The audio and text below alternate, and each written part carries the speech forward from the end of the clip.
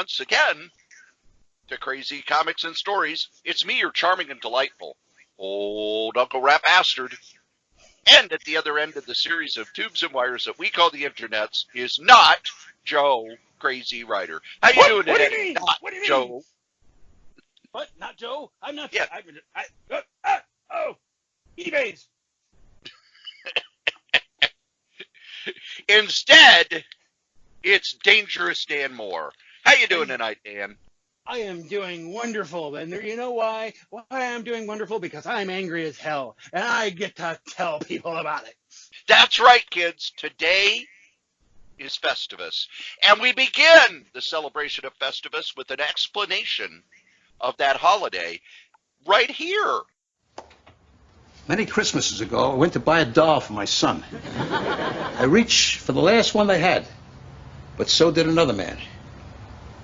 As I rained blows upon him, I realized there had to be another way. What happened to the doll? It was destroyed. But out of that, a new holiday was born. A Festivus for the rest of us. That must have been some kind of doll. She was. And at the Festivus dinner, you gather your family around and tell them all the ways they have disappointed you over the past year. And is there a tree? No, instead there's a pole. Requires no decoration. I find tinsel distracting. Frank, this new holiday of yours is scratching me right where I itch. Let's do it then. All right. Festivus is back! I'll get the pole out of the crawl's face. Well, happy Festivus. What is that? Is that the pole? George, Festivus is your heritage. It's part of who you are. That's why I hate it. Look, it's a big dinner Tuesday night at Frank's house. Everyone's invited. George, you're forgetting how much Festivus has meant to us all. I brought one of the cassette tapes. Read that poem. I can't read it. I need my glasses. You don't need glasses. You're just weak. You're weak. Leave him alone! All right, George. It's time for the Festivus Feats of Strength. Get it off! Don't feats of strength! I'm Festivus! We had some good times. Well, sir, I gave out the fake card because, I don't really celebrate Christmas. I celebrate Festivus. Festivus, sir. And, I was afraid that I would be persecuted for my beliefs. They drove my family out of Bayside, sir. You making all this up, too? Oh, no, sir. Festivus is all too real, and I can prove it if I have to. Yeah, you probably should. The tradition of Festivus begins with the airing of grievances. I got a lot of problems with you people. Now, you're going to hear about it. You, Kroger, my son tells me your company stinks. Oh, God. Why? You'll get yours in a minute. Kroger, you couldn't smooth a silk sheet if you had a hot date with a babe. I lost my train of thought. And now, as Festivus rolls on, we come to the feats of strength. Not the feats of strength. Until you pin me, George, Festivus is not over. Oh, please, somebody stop this. Let's rumble! I think you can take him, Georgie. Hey, come on, be sensible. Stop crying and fight your father. Ow! Oh, I got This is the best Festivus ever! See, it's all recorded and everything, direct from Seinfeld. Wait, isn't that copyright violation? No. No? Hey, if I've got it on a little recorded Festivus poll. Now, Dan, you've been on the Festivus show a few times. Did you know it wasn't just a creation for the Seinfeld show. It was an actual holiday created by one of the writer's parents. No, I was not aware of this fact. Not only that, it was even weirder than the Seinfeld episode, because the father would call a Festivus whenever he felt like it. Sometimes it would be in the winter, sometimes spring, sometimes summer, sometimes there'd be 2 or 3 a year. Oh. Well, that's good. But it is now kind of become a semi-official holiday, no matter what Joe says. And Yeah. it is December 23rd, which is today. Is it? Well, through the magic of recording. Oh. I don't even know what day it really is. So, you could have just said yes, and I would have been, all right, cool. Well, you would have been a little mad because you would have missed out on the premiere of Rise of the Sky Jedis. Yes. Well, no, I'm going to miss that out. I'm going to miss that anyway, but for totally different reasons. Oh, well, maybe we'll get into that. Yeah. But that won't, yeah. All right, we're not able to have the Festivus feast on the show. Why not? I have food coming. Well, because I'm kind of tired, and all I really have here are a couple of ding-dongs and 2 Hostess orange cupcakes. That seems perfect for a Festivus festival. We can't have the feats of strength. Why not? Because you're not near enough for me to pin you to the ground. And Wolfie would get jealous. I was gonna say, I just got a little disturbed, but Wolfie seemed to have gotten excited. I'm just so you know. Part of Festivus is the feats of strength. But we can have the airing of grievances. Okay, I will And get a the lot air of horn. problems, people. And now you're going to hear about it. The airing of grievances. These are the things that have bothered us all year long, which is weird that Joe hates this holiday because, God, does he love making the Freaking and Geeking section of the show go on and on and on and on, and there's my first grievance. And that's not true. He just likes to have the freaking go on and on and on. Yes. Oh, no, there are times when the geeking, I look and he's been talking for 20 straight minutes. See, Joe, he has lots of problems with you people. I could have went and made a pizza and come back and he'd still be going. Well, these things happen. But I'm going to begin my grievances by complaining about someone on this here podcast. Okay, then. Someone on this podcast is a slacker, a layabout, a lazy bum who doesn't do the stuff he promised. Me. What didn't you do? Oh, Normally, it is you. Yes. In 2016, 2017, and 2018, I recorded over 120 podcasts each year. Wow. This year it was only 75. So you have 45 you have to do in the next 2 weeks. Yeah. Or Yeah. I could say that I'm a slacker and I need to stay on schedule next year. No, I think you should. Let's see. What is it? About 15 days. I mean, you can do that. You just have to do 3 a day. You do know I have 2 jobs. Well, you better figure out how you're gonna, record during those jobs. I know what I could do. I could record myself at work. There you go. Oh yeah, that wouldn't I'm be a sure HIPAA people would violation love whatsoever. Cory, you got 120 episodes done. There's one really, really bad problem though. What's that? He's in jail. No podcasts this year. I don't know. There are times I think jail might be a little nicer. No comic books. We don't know that. They have a library. In a library, I don't think they're going to have a lot of graphic novels. We don't know that. No, I don't, because I've never been in jail. But it's a No. There's a difference. There's jail. Jail's like when you get picked up and they put you in the pokey for overnight or the weekend or whatever. Jail's not horrible. Okay, fine. I haven't been in either. And there's prison. Yeah. And prison is the really bad place that they show in all the movies. Right. Except for the drunk tank. Right, that's jail. Yeah. They show that in the movies, too. Only in, like, only in comedies. What?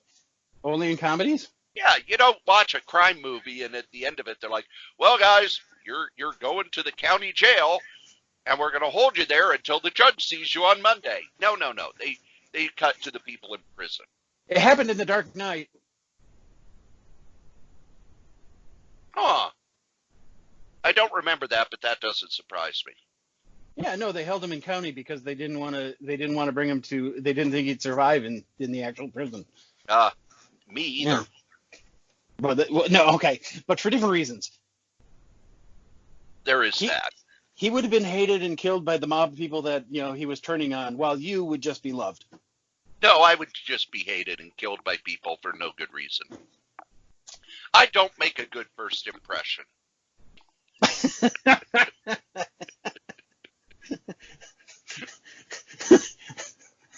So you're called Tommy the Tun-Tun. What's that for? What's he called? Prison bitch. Oh. Well, I'm Uncle Rat Bastard. Oh, are you? So, Dan? You wouldn't do well. No, I don't think. Yeah? May we have your first grievance of the year? My first grievance of the year? All right, my first grievance of the year. We go through the, once in a while when I'm on the podcast, I hear you guys talking about, your hatred of raccoons. And I want to go into something that's more. I'm the one who hates raccoons. Yes, I know. But the thing is, I need to talk about. Joe is okay with raccoons. And I don't understand why. Not just raccoons, but the entire species of Raccoonus dementius insanitus. Oh, my. Because this is it isn't just one thing. It's an entire species of people out there that just don't fucking get it. Okay? They sit there and they take information that they've taken from themselves and decided to exaggerate, or they take information from one source and don't check anything else. And that may be a good source, but the thing is that source is not the only thing, and it's always going to be slightly biased. They don't take any of the entire stories, and what do? They sit there and they make full judgments and try to make people's lives fucking miserable. This is Raccoonus dementis insanicus. This race, this genus, this whatever needs to be dealt with, and I don't know how, because I don't want to go to prison, but I have ideas, and it involves many bladed objects. But this species needs to be taken care of. Do you not agree with me, Cory? I just don't want any raccoons around me. Right. And if we get rid of the genus, which we could just do with specific genetics, we wouldn't have any problems with raccoons coming around. Ooh, that sounds like a Johnny Cash song. When the raccoon comes around. Ding ding ding ding ding ding ding ding ding ding ding. I'm the guitarist. You have to take over, Cory. Ding ding ding ding ding ding ding. We don't want me singing. That's Joe's gimmick.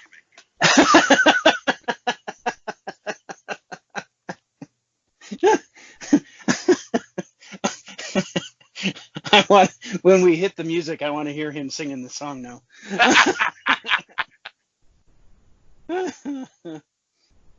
So, in agreement that raccoons are horrible. Yes. Good. The entire species of raccoons, even though they're more family, or they're more extended family than actual family.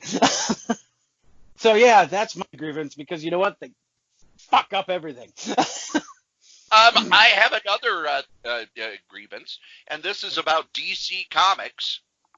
Oh God, you're actually bringing in the podcast's entire reason for existence. Oh yeah, the theme. Yeah, DC. First off, they start doing the 100-page giants that show up in Walmart, and they forced me to go to Walmart.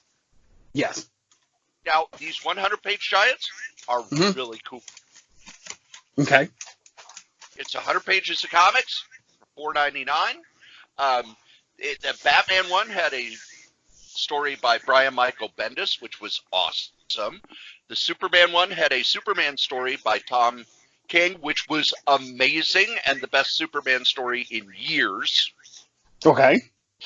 So then they say, oh, these are doing well enough that we're going to have them in comic shops and Walmart, and we'll have different covers. Supposedly they're in Target, but I've never seen them now. Since they have done this reboot, Yeah.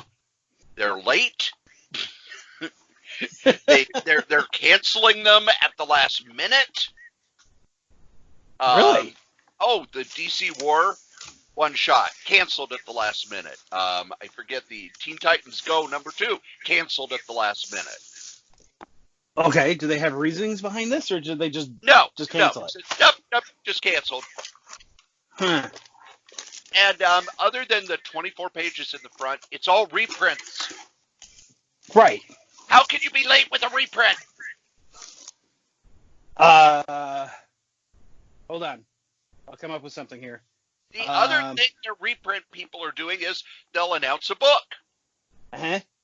And you order it. And if you order it through DCBS or some comic shops who don't want to get stuck with a $150 book or a $100 book, you have to put a down payment on it. And then, canceled, not coming out. I have a list of all the ones that were canceled, and it's annoying because most of them, they will resolicit them later, differently, more expensive. Of course. Like the Jonah Hex book. Here, we're going to do a Jonah Hex omnibus. It's a $100 book. Then they cancel it and they resolicit it as a Jonah Hex Weird Western Tales collection. It's half as big and costs $100, same as the omnibus would have cost. Or, Impulse. We're going to do an Impulse omnibus. Oh, nope. The files just aren't good enough for an omnibus. Instead, we're going to do a whole bunch of trade paperbacks, which if you buy them all would cost more than the omnibus. Okay. They're canceling reprints of books they've already printed. Oh, we're going to do a softcover version of this Tales of the Batman book. Nope, sorry.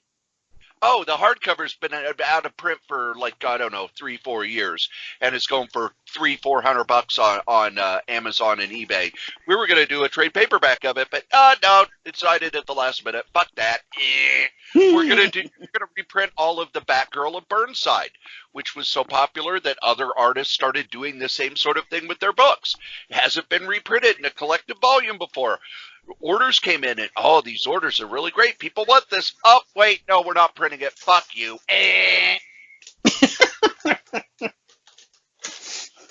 What's the reason?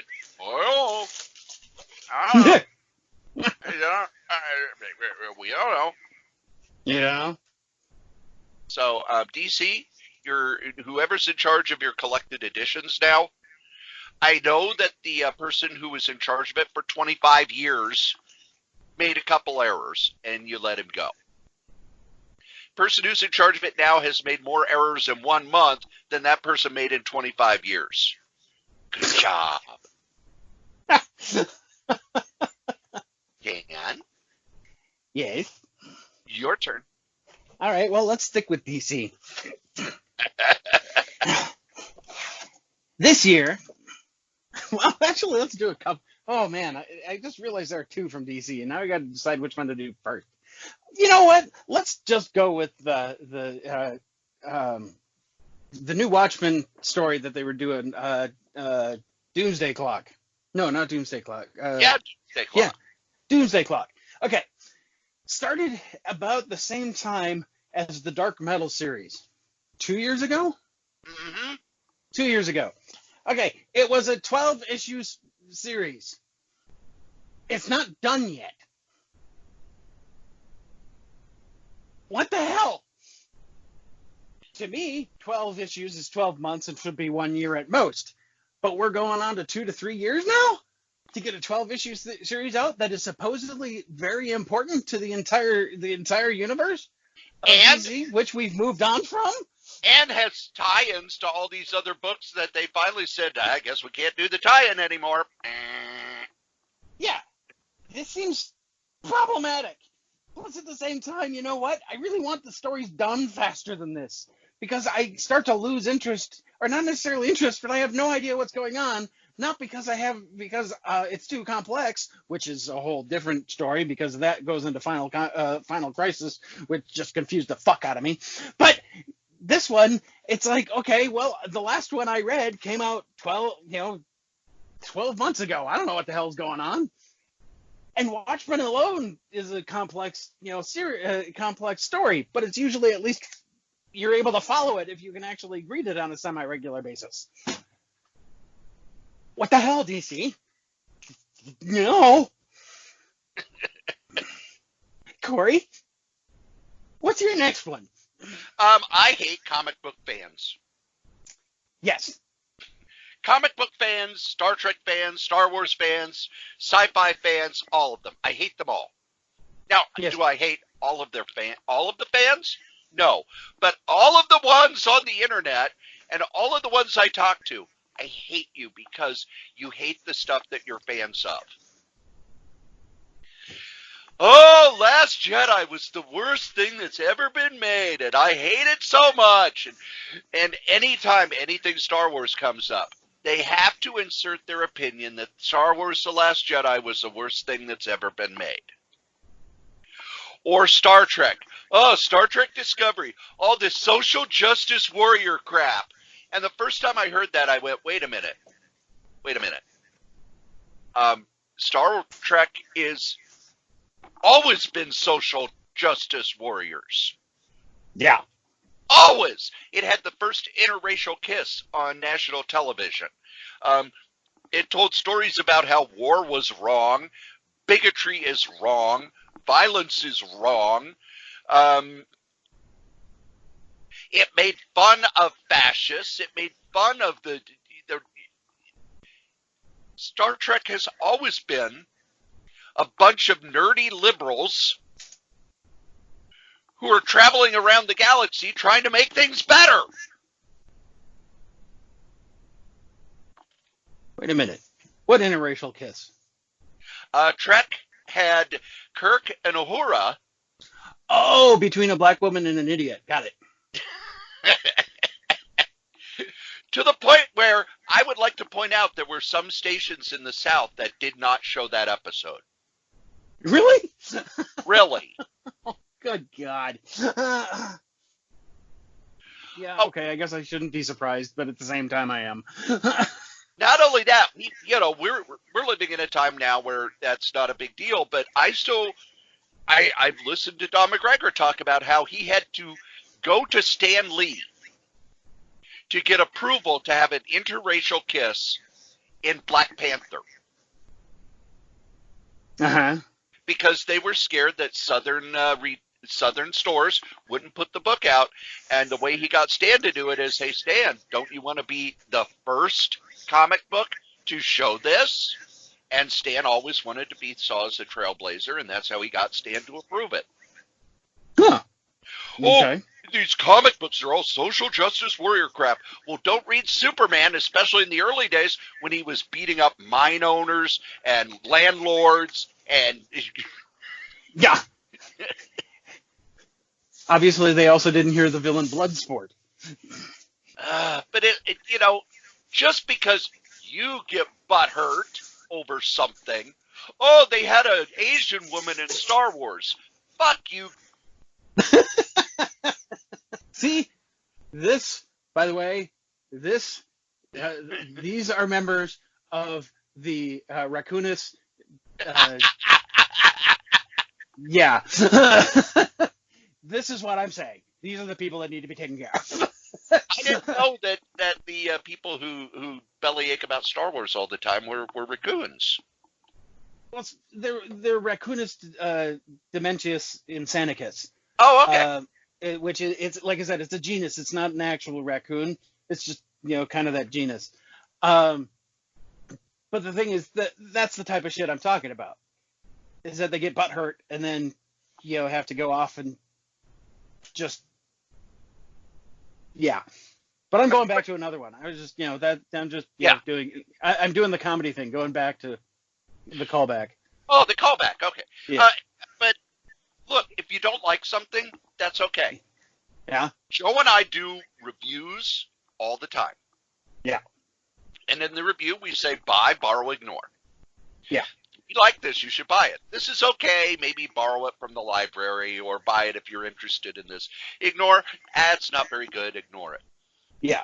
Now, those are reviews. Criticism, because I do hear a lot of people complain about critics. Mm-hmm. Criticism, that's what we do in the Solitaire Rose series in review, or where I take a story and I break it down. Criticism is different from a review. Criticism is saying, here's how it fits into comics as a whole. Here's what works. Here's what doesn't. Here are the techniques they're using, etc., etc., etc. Criticism is actually much more complex than saying, "Oh, fucking like this." Yeah. And the people should die because of it. It's like, what? Yeah, that's the other thing that I don't get. It's, I don't like this, therefore people should be hurt. Yeah. Who were involved in it. Yeah. Makes perfect sense. Look, I don't like Vince Coletta's inks on anything. And I'm not going to say I'm glad he's dead. I am glad But you're glad he's dead. No, I'm just glad he's not working in comics anymore. But while he was alive, I didn't say, oh, man, Vince Coletta inked this issue. Someone should go to his house and beat him with a stick. Mostly because he was mob connected and he'd probably have you taken out. Dan? Oh, I hate it when those people have mob connections. Anyway, okay, so my other DC one is this Year of the Villain thing. When that has been going on for 5 years, it feels like. Yes, it feels like it's been going on for 5 years, but it's only been like maybe a year and a half. But the thing is, it's not. The old crossovers that you would have, you would have some of the issues throughout there, like Marvel and DC, that were interconnected, or there were certain, tie-ins, like we were talking about with Doomsday Clock, that didn't get it because they took too long. But this Year of the Villain is basically, okay, at first it seemed like it was only half of the entire series that was going on, that you had to be able to pick all of these up to really get an idea of what was going on. Then but however, on the other half, it was the dark, or the Batman Who Laughs, his story that was going on. That you, of course, had to pick up all those in order to really get the full idea of what's going on. Oh, but wait. No, these two stories are actually going to collide at the end of the Year of the Villain. So, no, you actually should have been reading the entire series of everything DC released in order to understand what the fuck is going on. No! I can't do that. I don't have the money to do that. Plus, at the same time, some of the comics are not worth reading. And in the Year of the Villain, not only have they decided to up, certain villains and their powers, like Black Mask. Basically, Black Mask is now Clayface. Great. Why the hell do we need another Clayface? Okay, Clayface is now working with Batman, understandable, but at the same time, you know what? We don't need a damn another Clayface. Black Mask was fine on his own. I liked the idea of just a sadistic guy with a mask that was burned onto his face going around torturing people. There was no need to make it so he could now change his face. Why? Why? DC, you don't have to do this. You just don't. Why? The other thing DC has did that I have a huge grievance about? No. Vertigo no longer exists. Yeah. Now, here's the thing. A lot of Vertigo's problems can go back a ways. The first is that they, they weren't offering terms as good as other publishers. Mm-hmm. The second thing is that they got rid of editors who were defining the line. Now, don't get me wrong. Vertigo books still exist, Dan. Yeah. They're at Ahoy Comics. They're at IDW. They're at Image. They're at Dark Horse. Oh, Karen Berger wants to retire. No, she didn't, because she's an editor at Dark Horse now. And they were smart enough to give her her own comic line, because she's someone who can sell books outside the comic shop. Mm-hmm. Think of all the huge hits that Image has had over the last, 5 years. All of them have come from people who started at Vertigo. Huh. These would have been Vertigo books if A, they would have kept their editorial in place, and B, offered terms as good as other publishers. But no, DC just wanted to own all of. We've changed how we see Vertigo. We no longer want it to be a creator-owned line. We want it to be a line that we have a big part of, because Preacher might make a whole ton of money on AMC. And we might not get our extra cut of that. The creators might actually get some of that. Yeah. Well, I'm sorry, but 25% of something is better than 0%. It's short-sighted. It's foolish. Vertigo, just go through Vertigo's history, and excellent book after excellent book after excellent book. And then Karen Berger, time for her to retire. Oh, Shelley Bond, we probably need to shove her out the door. Tom Payer and Stephen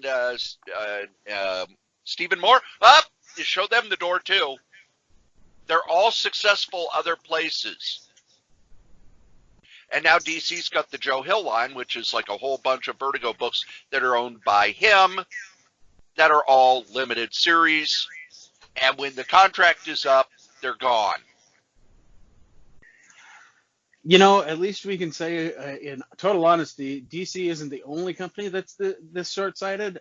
Every company that I've ever seen lately in every different type of genre, I mean, healthcare, banking, stuff like that, they do the same thing. It's like, well, this is only going to make us a certain amount. It's like, yeah, but it's making you this certain amount, and it's guaranteed to be there. What are you doing? But at the same time, yeah, why, what? Is this something that they've been doing a lot lately? I think the problem with DC is they're now out in LA. They've been pulled closer into the Warner Brothers world. Oh, okay. And Warner just went through, they just got absorbed by AT&T. And, when you get bought, they go through with a clipboard and, all right, who's making enough money? And if you're not making enough money, you're instantly gotten rid of. Mm-hmm. Because the mergers ain't cheap, boy. Why haven't you gotten rid of me yet? How much do I pay you? Oh, yeah, never mind. Yeah. Yeah. So I guess I am making a profit. And, we haven't merged with anyone. So when pets.com comes a-calling, Mm-hmm. or what are some other big .com disasters? There's a Tout, that was a Friendster, Toys R Us? MySpace. Oh, yeah. If they ever come and sniffing for merger, I would like to remind everyone that I am for sale. I will sell out in a heartbeat. He will. I am not one of these people who, I'm an artiste. No. If they want me to change this into where we talk about what's on Hulu, and they're going to pay me $50 an episode, we're going to become Crazy Comics and Hulu.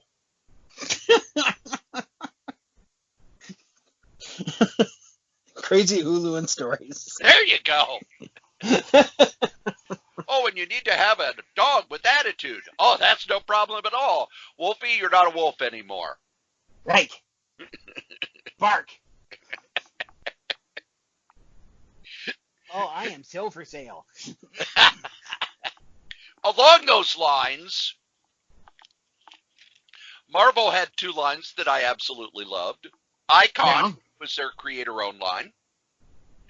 And when it was started, it's okay. These are for the creators that I think the way they said it in the fan press was really condescending. As these are for the creators who've really gone above and beyond for Marvel.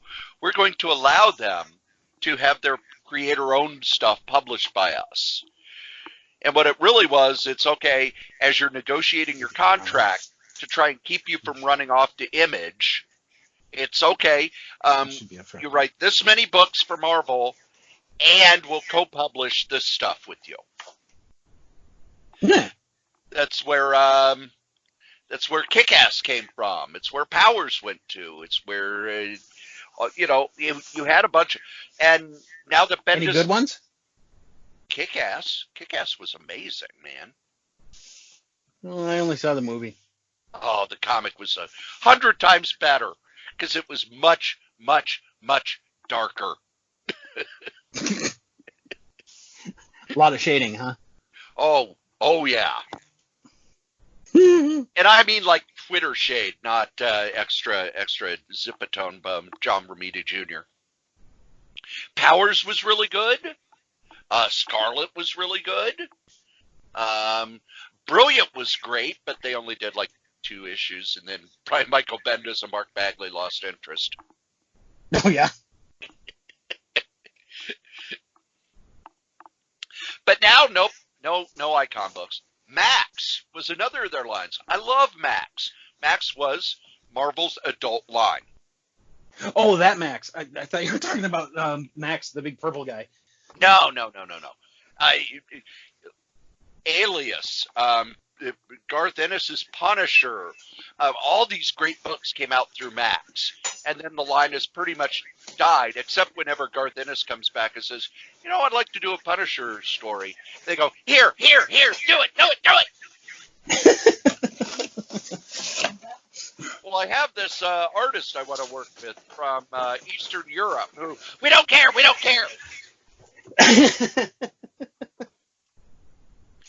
I actually asked Marvel editor Tom Brevoort about these lines, and he said, yeah, they're pretty much dead, except when Garth Ennis comes back. It sounds like the opposite of what I get. So, well, we're doing this comic. It's great. Wait, we want to put Dan Mohr on it? Nope, we're just going to cancel it. Yeah, I'd like to say that I was that important. If I could be snarky for a minute, the only reason a comic by you gets canceled is you don't do it. Thank you. Good afternoon, everybody. You've been a beautiful crowd. Don't forget to tip your wait staff. I thought the man who is known in song and story here helping me clean took like half my shake, but no, it's asparagus, which they're Brussels sprouts, so I'm okay with that. Mr. Ryan Waldock, I would not put it past him to steal my shake. And replace it with vegetables?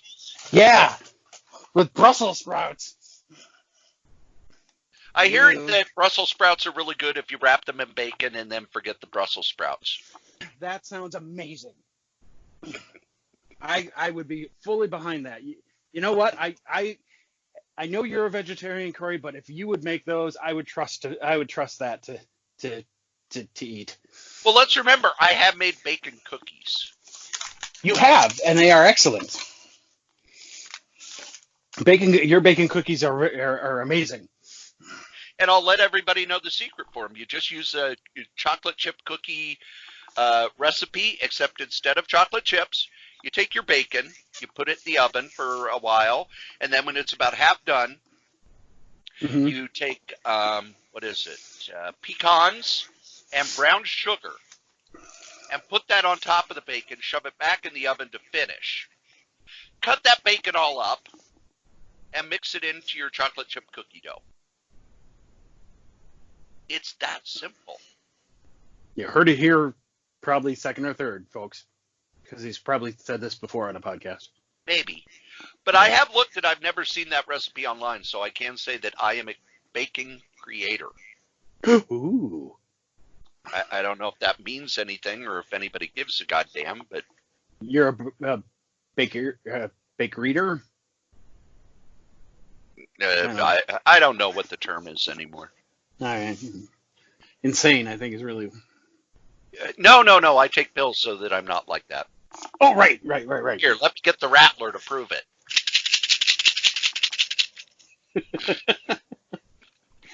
Really, all that is solidified cocaine.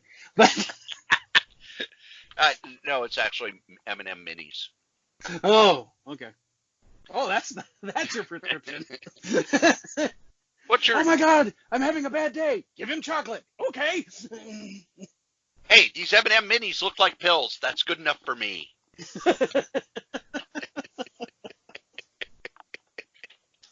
Uh-huh. So, Dan, do you have another grievance? Yeah, it was announced on this podcast a couple weeks ago.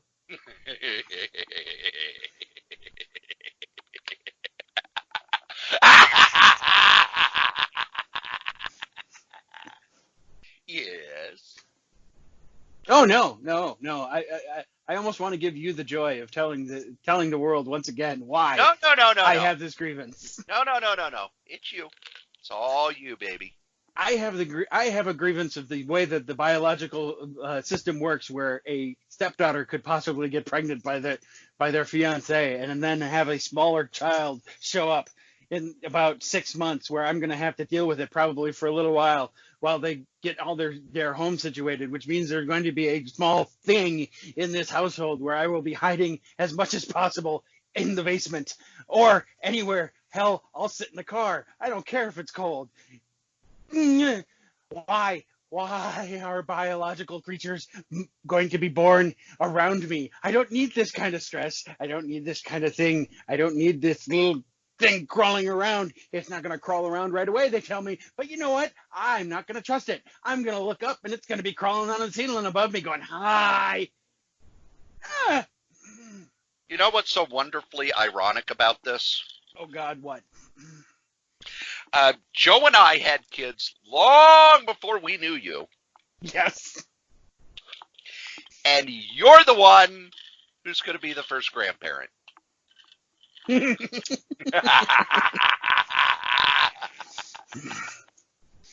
Okay, to be fair, my wife had this child long before she knew me. That is a technicality. Yeah, it's a technicality. And I'm going to be, from what I've heard, I'm going to be the grand stitch. Well, it's better being a grand snitch. Because snitches get stitches. Going back to our prison theme. Yeah. The thing is, I pictured the Harry Potter thing, so I was thinking a golden ball with wings, but because it's old, it's dropping. I don't know. Yeah, that's something that happens when you get old. Your golden balls start to drop. Yeah. Like a game of Gnip Gnop. Yeah. So, my next grievance, Dan, do you have the Netflix? I do. Do you watch the Netflix shows on the Netflix? No, I do not. No, No? yes, I do. Well, some of them. Which ones? Do you get attached to them and want to see how the stories end? Yeah. Well, Netflix has lately been saying, screw you, you're not getting that. Oh? They are canceling series right and left. I understand that. I don't have a problem with that. Their network, if somebody's not watching the show, they should probably cancel it. The problem with that is they don't tell the producers, hey, you may not get another season. Maybe don't end this one on a cliffhanger. Okay. So more and more of their series end on a cliffhanger note, and then like 6 months later, oh yeah, it's canceled. Okay. You used to watch the BBC, didn't you? Yes. Okay, that happened all the time. All the time. I had a couple shows that I was watching, and of course they're only like 6 episodes long. They end on the cliffhanger, and I'm like, oh, when does the next season come out? And I'm told, oh no, they never made another season. It's like, what? But you know that going in on those because BBC shows don't make it to America till years and sometimes almost a decade later. So you could say, oh, I just won't bother with that. It doesn't have an ending. Networks did that to me for the longest time. Oh, I'm going to watch this new version of V. Here's your cliffhanger. That's canceled. Oh, here's Invasion. Up, cliffhanger, canceled. What was the Revolution? Canceled. So I just don't watch continued shows until they're done. And Yes. Netflix has gotten to that point too. However, it's much harder with Netflix because it's like a year and a half between seasons sometimes. Or what is it?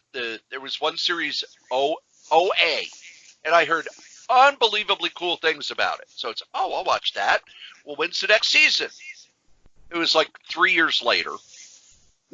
Second season comes out, you watch it, and then a month after that, it's canceled. Wait, it ended on it. You sons of bitches. Here's the other problem with Netflix. Let's say you do say, well, I'm going to wait and see if it has an ending before I'm going to jump in. Mm-hmm. Well, if people aren't watching it the first week, that's why they cancel it. So I don't know if it's a Netflix thing or a producer thing, but somebody needs to say, hey, if we're not sure there's going to be a season 3, let's not end season 2 with a big cliffhanger so that then the series sits out there unfinished for all time on Netflix. And someone may accidentally stumble onto it and start watching and get to the end and go, damn it!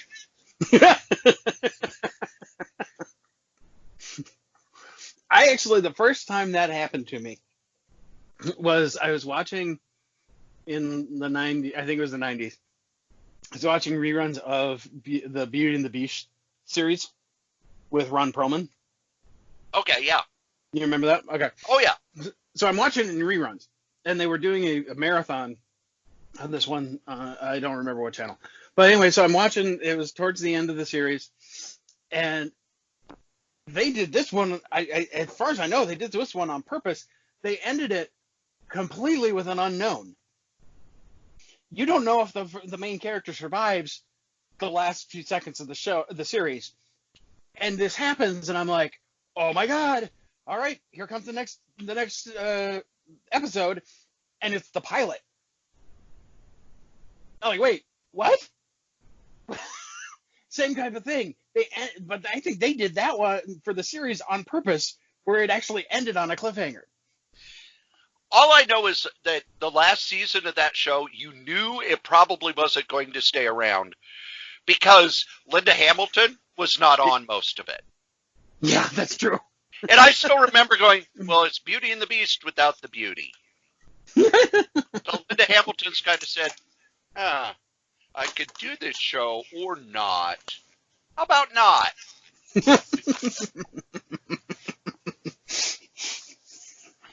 Yeah. Well, how long did it go? I'm trying to remember how many seasons it was. I think it was 3. Okay. I mean, how many times can you cuddle up to Ron Perlman, let alone dressed like that? I know women who would give their soul to cuddle up with Ron Perlman. And don't get me wrong, I love him as an actor. He's just not your type. A little too fuzzy.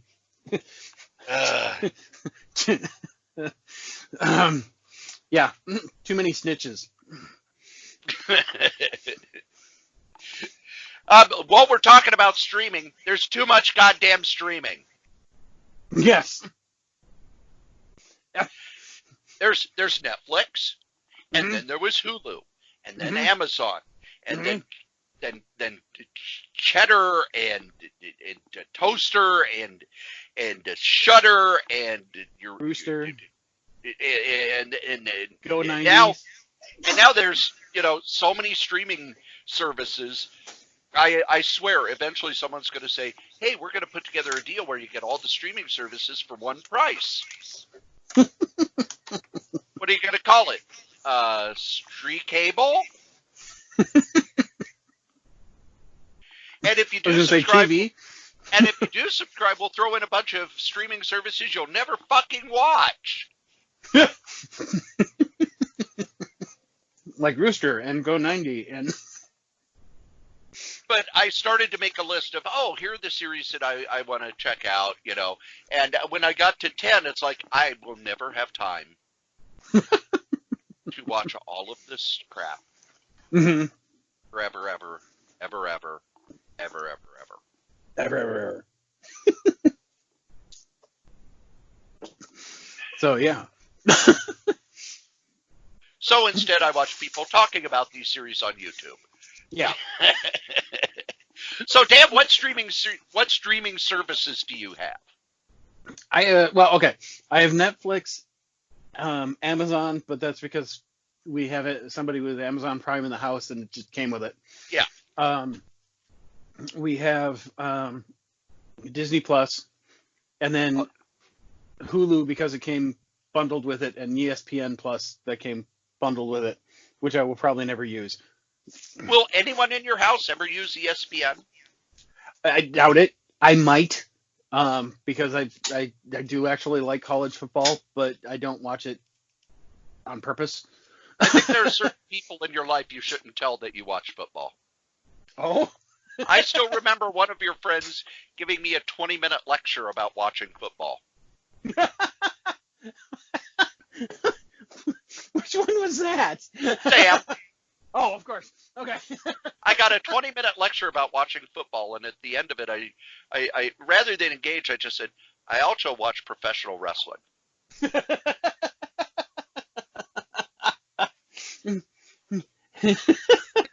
That's the way to go. And did you say because it's real? No. And here's the thing, just for wrestling, let's see, there's WWE streaming service, there's New Japan streaming service, there's Ring of Honor streaming service, there's, Bleacher Report streaming service, there's WWN, there's Fight TV, what's the other, there's High Spots. Yeah, it's too much. It's too much. And then they go, well, we don't know why we can't get a lot of traction. Well, maybe because there's 20 other streaming services showing the same damn thing.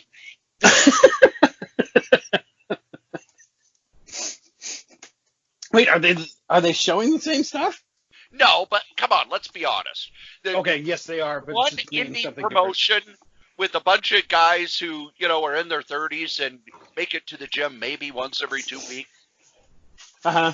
In North Dakota is going to be the same as a streaming service that does this, a federation that does the same thing in Wisconsin and there'll be a different thing in Alabama because not only do they not go to the gym, but they're missing most of their teeth.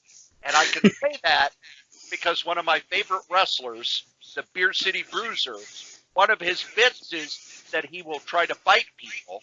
And when the ref says no biting, he turns to the crowd and says, and they all say it with him, I can't fight nobody. I ain't got no teeth.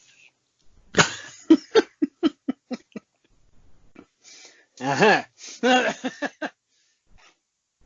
Cory, you have interesting hobbies. Now, the other thing with all these streaming services and all, you think, at least cable, they're fighting back by having all these series of their own.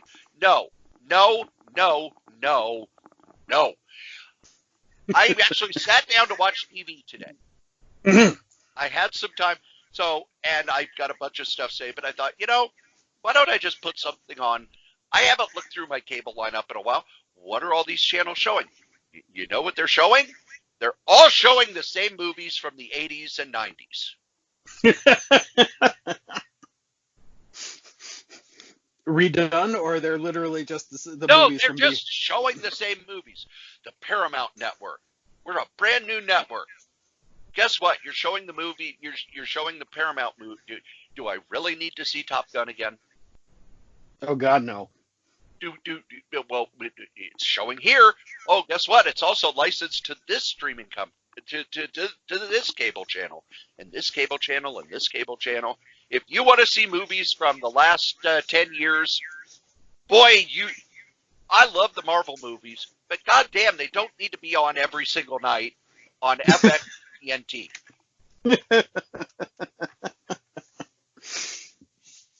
Oh, look, they're showing Iron Man again.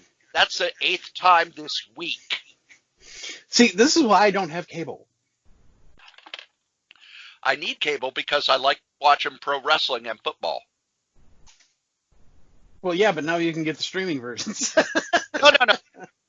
Football doesn't stream. And the pro wrestling, actually, if you want to watch the main shows, Raw, SmackDown, all that, Yeah. they're on the streaming service for a month, and they've been edited because Vince McMahon goes, yeah, this segment here, I don't like it. Take it out. Oh, poor I like Cory. this guy's face. Don't show that match. Oh, Yeah, the Vince things you have to suffer through. I know. It's terrible to be me. But these are our grievances. Yes, they are. Or they were. What else do I have on this list? I will be very short with this, Dan. Okay. I hate all politics and all people who talk politics, and the fact that our politics are being dominated by a failed reality TV star who doesn't know how to wear a fucking tie. Okay. Tie should not end at your crotch. Well, when that's the most important thing to you. Your tie should, right about, mid-waist. That's where it's supposed to be. Even children know that. Even people who make clip-on ties know that. Nope, tie's got to go to my. If it's above my belt buckle, it's too damn short.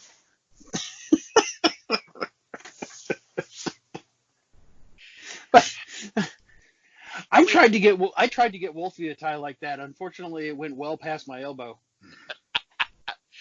And I'm going to I will prove categorically that everyone around our president hates him. Okay. Dan, have you ever come out of the bathroom with toilet paper on your shoe? Be honest. No, I'm trying to think if that's ever happened to me. Have you ever seen someone come out of the bathroom? Yes, I have seen it happen. And have you kind of said to him, hey, you need to, or did someone who knows them and say, hey, you got our president went all the way up to Air Force One with toilet paper on his shoe.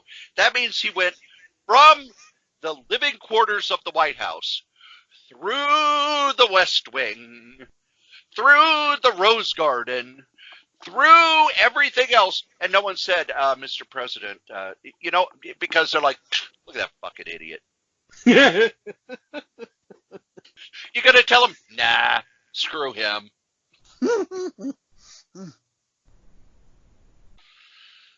And everybody involved in it screams all the time. Yes. That is true. But that's how you get your point across. That is how you get any point that you want to make across. Even if it's a dumb mistake or a dumb idea, that's how you do it, Cory. I don't know what's wrong with you, but that's how it works. And here I'm blowing my voice out on the Festivus grievance episode, and I'm complaining about people yelling.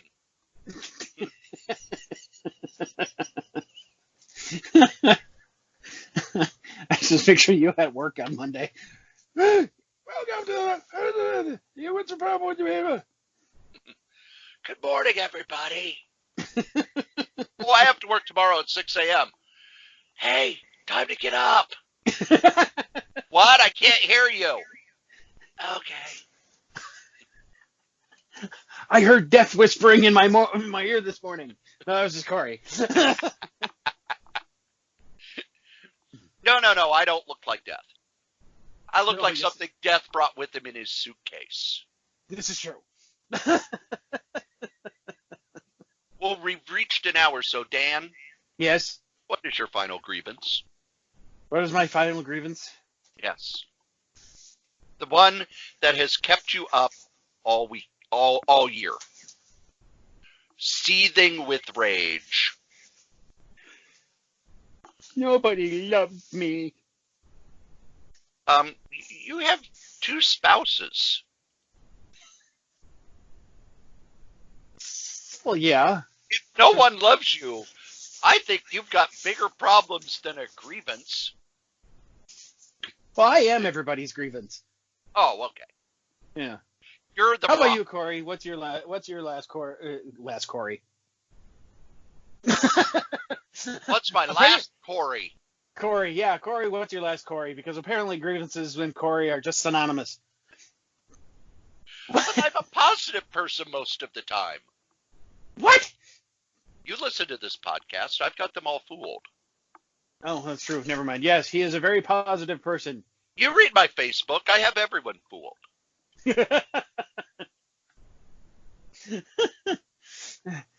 So, Cory, what is your final grievance? Every time, one of the things that we started on this show ages and ages ago was a segment we called American Food. Okay. And we hold started. on a second. I'm sorry. I'm giving a Cory of grievances. Oh, it's a measurement. According to Ryan Waldock, yes, a Cory of grievances. It is now a measurement. Oh, okay. So yes. So what is the final last bit of this Cory of grievances? We started very early on in this episode with our this podcast, way back almost 10 years ago, with American food, starting with the Double Down. Dan, you remember the Double Down? Yes. The Double Down is 2 pieces of chicken Yes. as a sandwich with sauce, cheese, and bacon. Yep. And It that was the sandwich. amazing. And we have highlighted other American foods. That food was oh my god. Oh. The Cheeto chicken sandwich. The Frito burrito. Okay. The biscuits and gravy burrito. That changed my life. I'll tell you that right now. These foods just keep coming. I was at work a Friday, and we have a restaurant downstairs because we're a big office building, and people are lazy like me, and we don't bring our lunch all the time. So there's a restaurant, and I looked at their menu, and they have combined 2 sandwiches that you basically make if you're sad and don't want to cook. Okay. The grilled cheese sloppy Joe. Oh. Oh my god. Only in America would you get a grilled cheese sloppy Joe.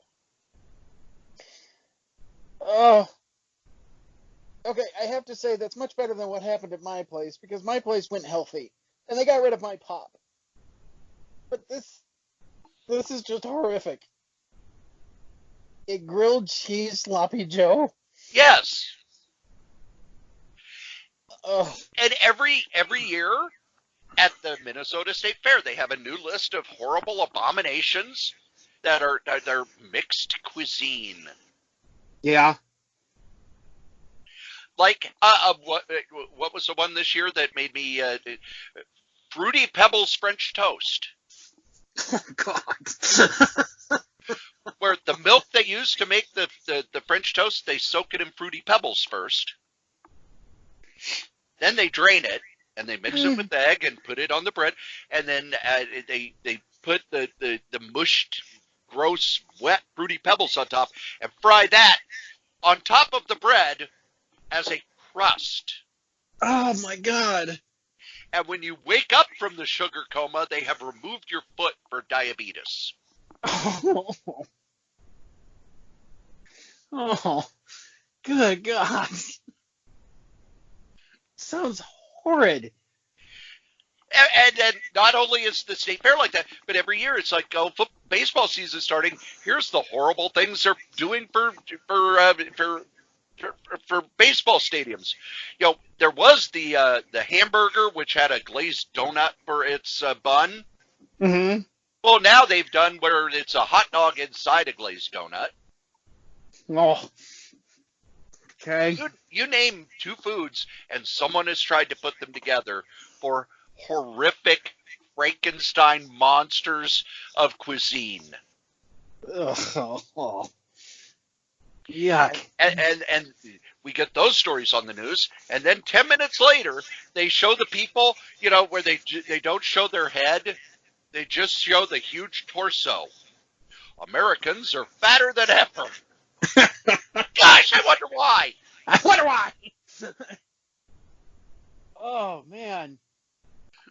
And it's the old line. Just because you can do something doesn't mean you should. No. Oh. Ugh. And on that lovely note, Yeah. this year, for the last month of the year, Yeah. rather than doing our regular advertising, our ads are all for charitable causes that we believe in, like these. Normally in this space we have advertising, but for the rest of the year, in the spirit of giving, instead we're giving our advertising time over to fundraisers to help people who are in need. And the best place to help comic book creators who are in need is the heroinitiative.org. The Hero Initiative raises money and helps creators with medical issues, finding work, fighting homelessness. These are comic creators who may be switching careers, may have fallen on hard times, or they may have worked in the business for a long time.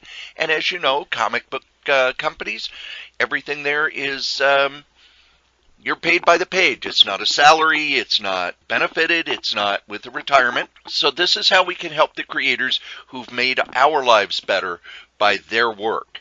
Head on over to the heroinitiative.org in order to donate or buy items. Artist Tom Lyle, who drew tons of comics over the years, including a run on Spider-Man during the Spider-Clone saga, helped create the Tim Drake Robin, passed away recently, leaving his spouse with medical bills.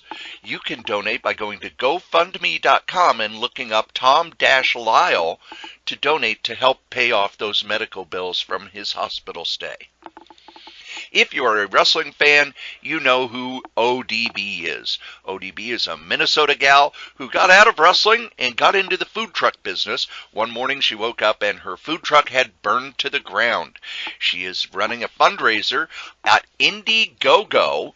So go to Indiegogo.com, put in Help ODB Get Cooking Again, and you can purchase her wonderful sauces, autographed pictures. All funds go toward helping her buy a new food truck so she can start her business again. These are people who need your help. If you know someone who needs help or has a fundraiser, please let us know by sending an email to solitairerosenetwork@gmail.com, subject advertising. And after the first of the year, when we get back to regular ads, you can buy an ad too. Again, it's solitairerosenetwork@gmail.com, subject advertising. Thanks. And even though I've been berating myself for the fact that there are some of the podcasts I haven't done in a while, here's all the podcasts I do. The Solitaire Rose Radio Network has all sorts of podcasts for you. There's, of course, Crazy Comics and Stories, where myself and Kray Z Joe Rider get together once a week to talk comics. We review comics, we talk about upcoming comics, we talk about comics history. Anything that has to do with comics, we're going to talk about. We also have Series in Review, where we review series and kind of give a DVD commentary of past comics that we've enjoyed. There is also Solitaire Rose Radio. Solitaire Rose Radio is my solo show where I discuss upcoming comics, past comics, comics history, and interview comics creators. These are all at crazycomics.solitairerose.com. There's also the podcast I'm proudest of. That's Novelcast, where I take the novels that I have written and turn them into audiobooks. That's at novels.solitairerose.com. Over at Bad Advice, myself, Dan Mohr, and Wolfie B. Bad take your questions and give you bad advice. It's at badadvice.solitairerose.com. Now, don't think that I'm doing all the podcasts, because there's also Scrabbling Across the West by Dave Coffell and Stephanie Coffell. Dave is a musician and Stephanie is his wife. They travel the country performing music and playing Scrabble over at scrabbling.solitairerose.com. And finally, the newest member of the Solitaire Rose Radio group, that's Fantastic Forecast, where myself and host of For the Love of Comics, Adam Vermillion, go over the series The Fantastic Four, 4 issues at a time. That's available at fantasticforecast.solitairerose.com. If you would like to advertise on any of these podcasts, you can. Just email me at solitairerosenetwork@gmail.com. Thanks. Oh, yeah, and the podcast that Stephanie and Dave Coffell supposedly do, but haven't done one in a while. But we're done with grievances, so I won't complain about the fact that they haven't put up a new one in almost 6 fucking months! Cory? Yeah? You just play the ad. Dan? Yeah? You got going on. What do I Plug got away! going on? Plug away! I have nothing going on. No plan, no nothing. No, nothing. I am so busy with, unfortunately, real life issues and stuff like that. I have no plans. Being a grandpa takes all your time. Oh,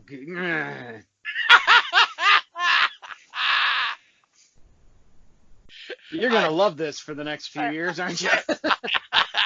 I am so glad my son is utterly not wanting any children ever.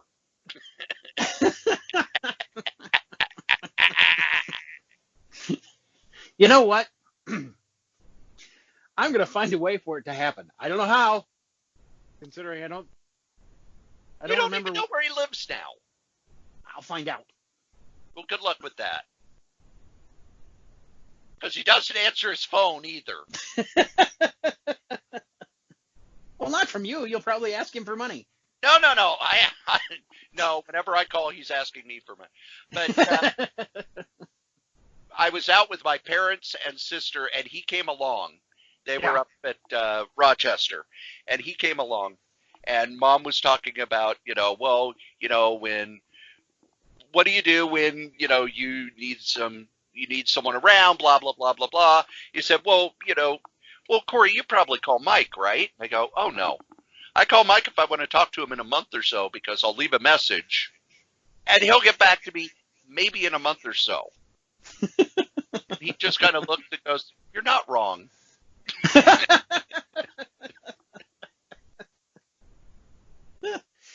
Uh-huh. I'll be fine if that's what happens. So I don't think you'll ever be able to get in touch with him. And if you do, it'll be too late. You probably. All right, fine.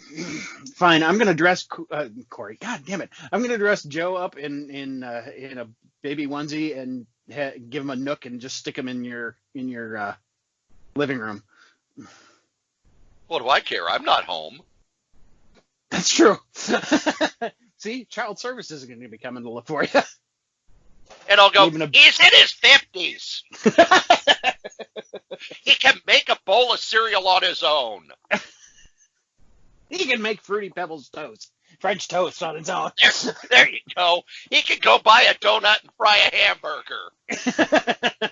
He can make a grilled cheese sandwich and put Sloppy Joe all over it. There you go. Well, wait, what? Oh, no. That's an no. we don't. No. Oh, no.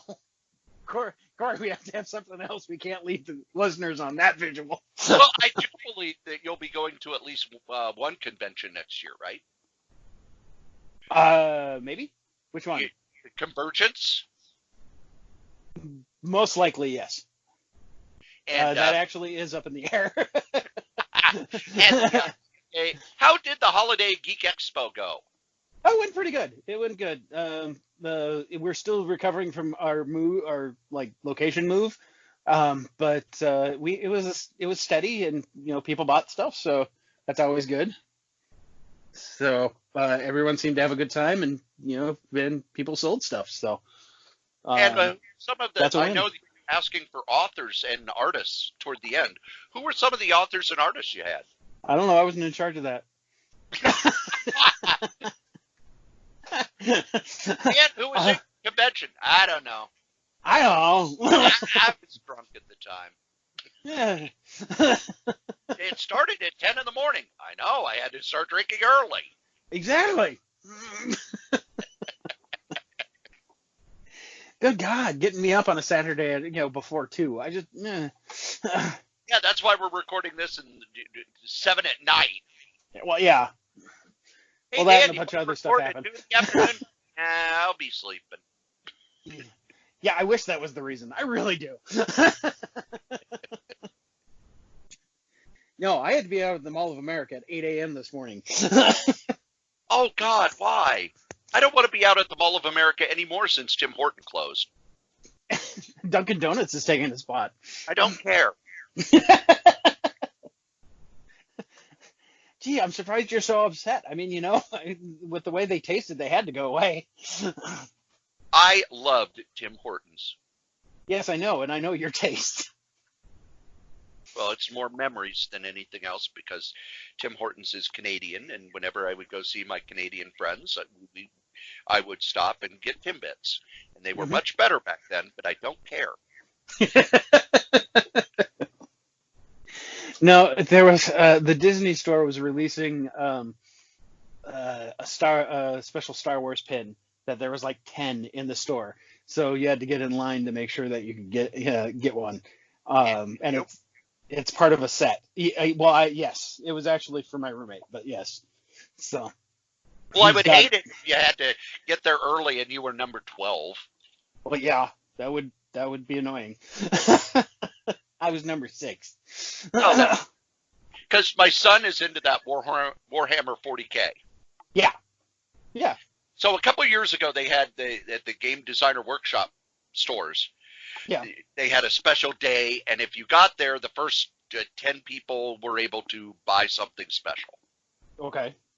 And my son had to work that day. He was like, "Oh my God, I need to make sure I get it. Can you please be there to get it?" That time he answered his phone immediately.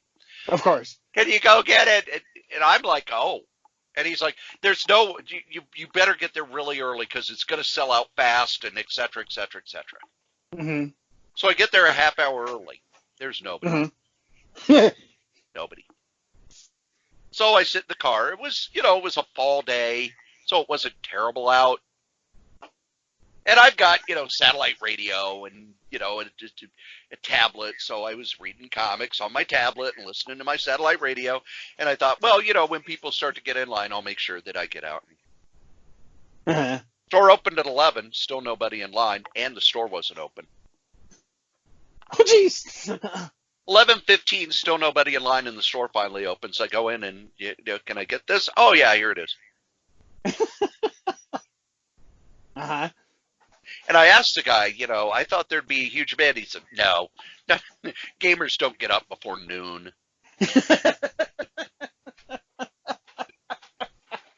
No, they don't. So I get it. I take a picture of it. Hey, I got it for you. He's like, oh my God, I can't believe you were in line this early. And I said, there was nobody there. There's absolutely. Could have bought all 10 of them if I wanted. All 10 went by when? All 10 of them if I wanted.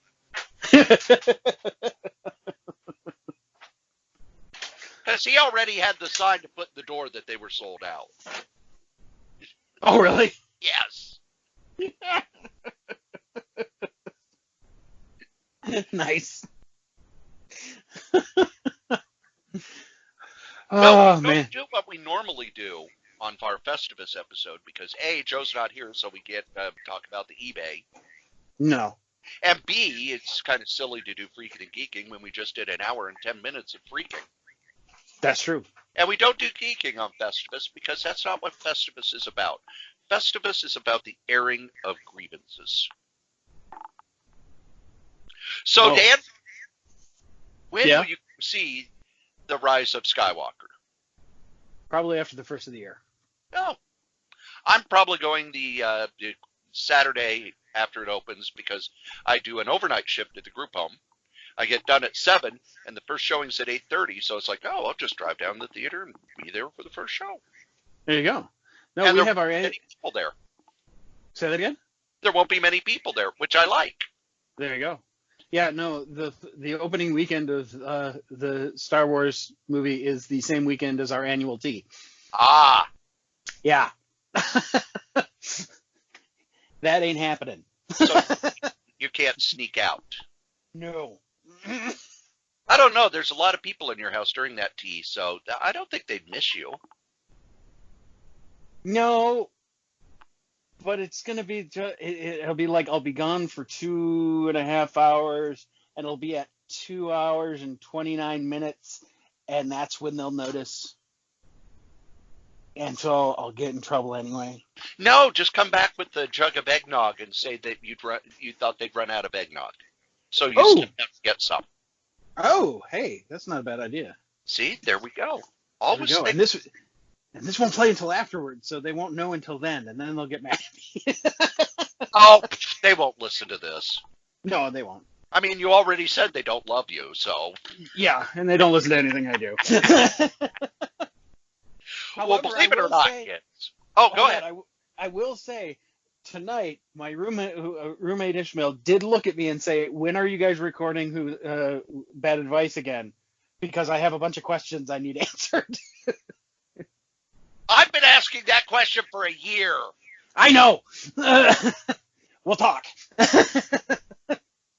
Well, believe it or not, kids, you've listened to us blather on about our grievances for an hour and a half.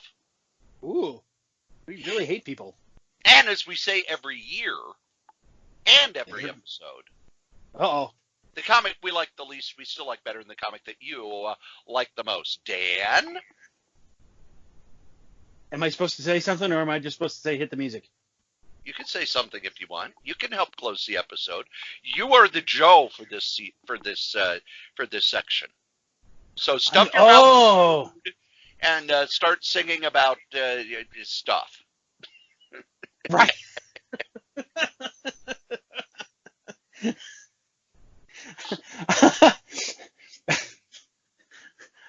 No, I'm too nervous.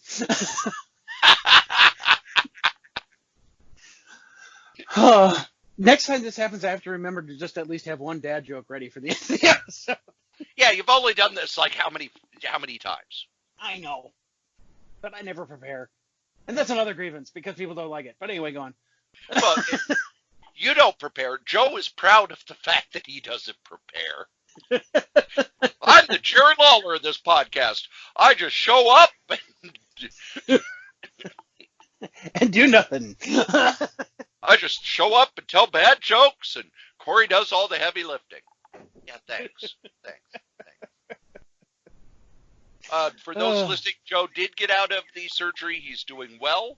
He's at home. He's all hopped up on goofballs and has been posting weird and stupid shit on Facebook. So he's back to normal. Yep, he's a sloppy Joe. Who needs a grilled cheese? He's a grilled cheese.